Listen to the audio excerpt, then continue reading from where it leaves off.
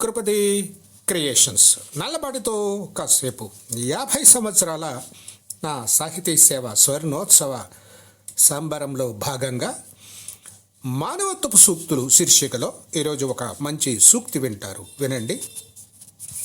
ఇప్పట్లో సంధి చేసుకుంటూ ముందుకెళ్లే జనం చాలా తక్కువగా ఉన్నారు. చివరికి ప్రాణం పోతున్నప్పుడు కూడా తమ అహాన్ని వీడని ఈ రాతియుగపు వ్యక్తిత్వం గల వీళ్ళు మారరు. మారాలంటే కష్టమే. ఓ దేశమా, ఎంత దైన్యపు స్థితి నీది! మూర్ఖపు బిడ్డల బరువు నీకు తప్పట్లేదు. తల్లివి కదా మరి. మరొకసారి ఈ అద్భుతమైన సూక్తి వినండి. ఇప్పట్లో సంధి చేసుకుంటూ ముందుకెళ్లే జనం చాలా తక్కువగా ఉన్నారు.